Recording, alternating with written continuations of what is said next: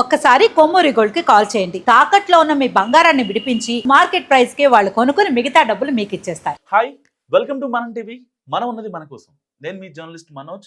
So actor Shivaji చేసిన comments social మీడియాలో తెగ వైరల్గా మారాయి. ఆడవాళ్ళ కట్టు ఇలా ఉండకూడదు, సో కొన్ని అభ్యంతరకర అన్న మాటలు ఇప్పుడు దాని మీద పెద్ద ఎత్తున తెలుగు ఫిల్మ్ ఇండస్ట్రీలో చర్చ నడుస్తుంది. చాలామంది డైరెక్టర్లు, యాక్టర్లు, ఇంకా ఇన్ఫ్లుయెన్సర్లు, యాంకర్స్ కూడా స్పందిస్తున్న పరిస్థితి. సో ఆయన మాటలు ఎంతవరకు కరెక్ట్, ఆయన ఉద్దేశం కరెక్టా, ఆయన అన్న మాటలని తప్పబడదామా ఏంటనేది మాట్లాడదాం. మనతో పాటు జూమ్ కాల్లో యాడ్ అయ్యారు ప్రముఖ advocate and BJP state leader Sunkara Mounika గారు. నమస్కారం మేడం. జీ నమస్తే.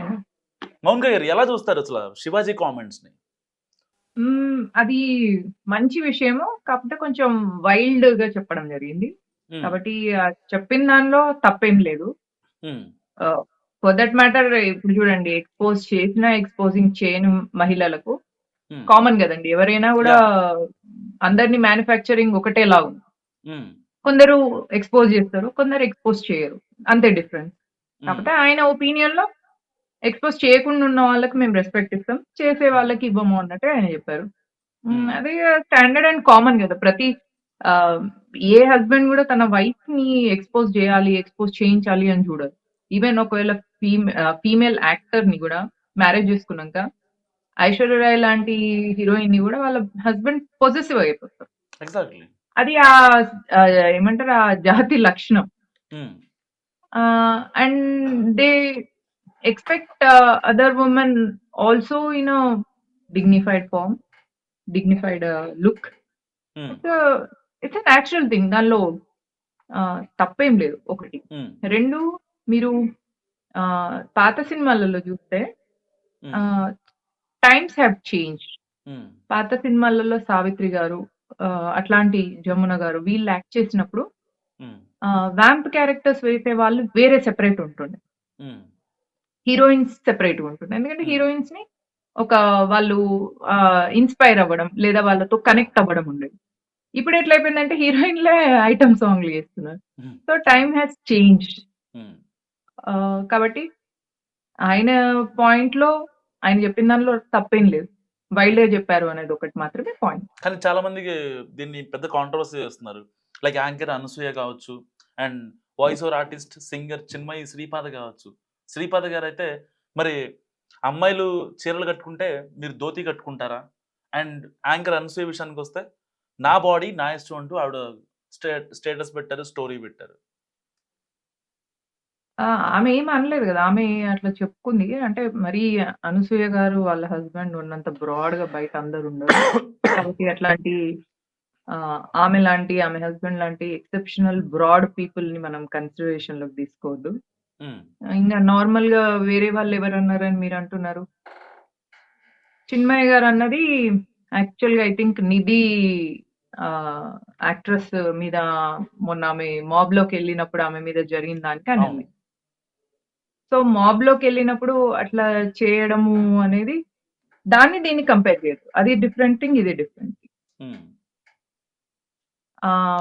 అంటే మౌనిక గారు, ఇక్కడ ఏంటంటే ఇప్పుడు అబ్బాయి చూసే విధానం మారాలంటారా, లేకపోతే ఆడవాళ్ళు కట్టుకునే ఆ వస్త్రాలు ఏవైతే ఉంటాయో అవి నిండుగా ఉండాలంటారా? రెండు అండి.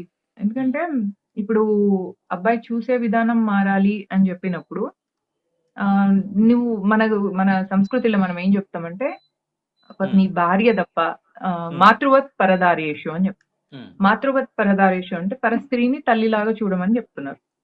అంటే ఆ పరస్త్రీ నిన్ను కవ్విస్తుంది అనుకోండి, తల్లిలాగా ఎట్లా చూడగలరు? చూడలేరు. ఒకవేళ ఆ పరస్త్రీ డిగ్నిఫైడ్ గా ఉందనుకోండి, పట్టు చీర కట్టినా, కాటన్ చీర కట్టినా, నిండుగా గంభీరంగా అట్లా ఉన్నప్పుడు ఆబ్వియస్లీ మాతృవత్ పరదారేషు అనేది చేయగలం. ఇప్పుడు ఒక పర్సన్ బాగా ఎక్స్పోజింగ్ చేసే వ్యక్తికి ఈ స్టేట్మెంట్ నచ్చదు. ఎందుకంటే ఆమె జాబే ఆమె బాడీ కదా.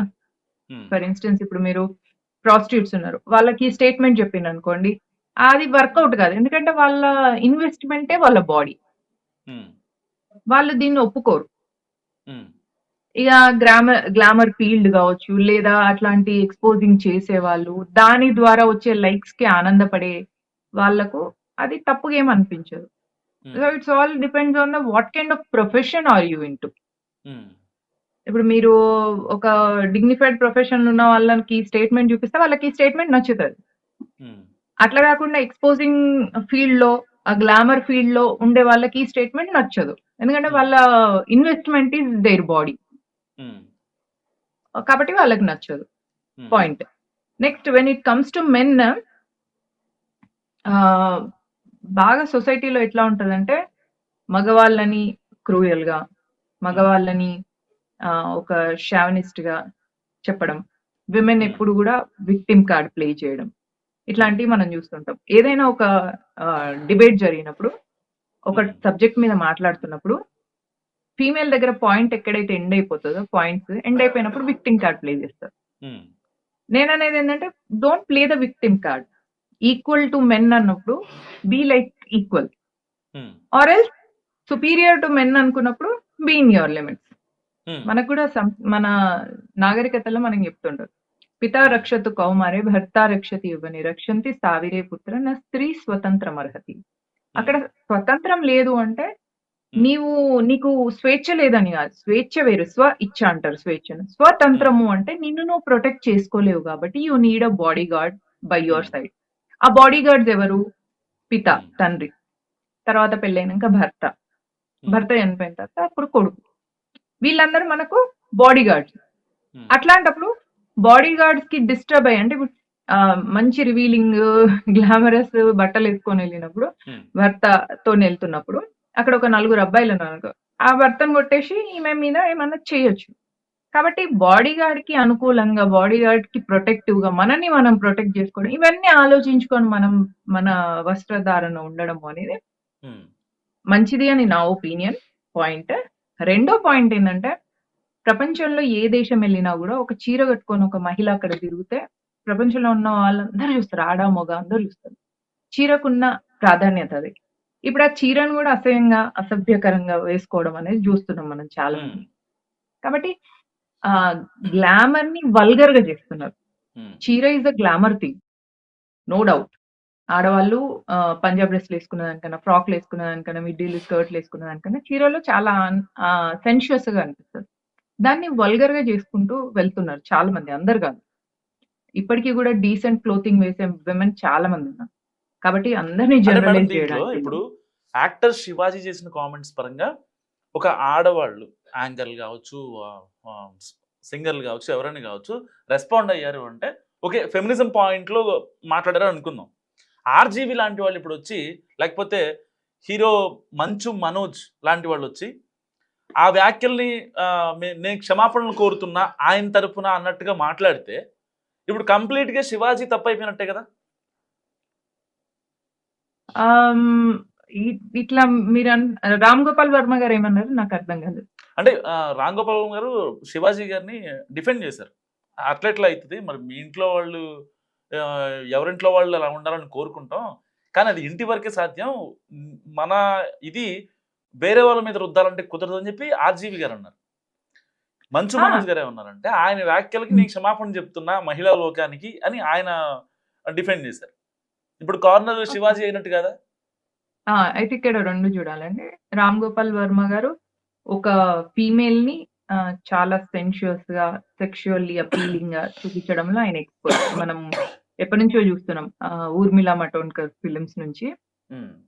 కాబట్టి రామ్ గోపాల్ వర్మ గారు దాన్ని, ఎందుకంటే ఆయనే బిజినెస్ అది. ఆయనకు ఒక మంచి ఫిగర్ ఉన్న అమ్మాయి రావడం వల్ల, ఆయనకు చూపించుకోవడం వల్ల, ఆయనకు ఆ యాంగిల్స్ వేరే యాంగిల్స్లలో ఎంత చూపించడం వల్ల ఆయనకు కూడా కమర్షియల్ హిట్ ఉంది. ఓకే.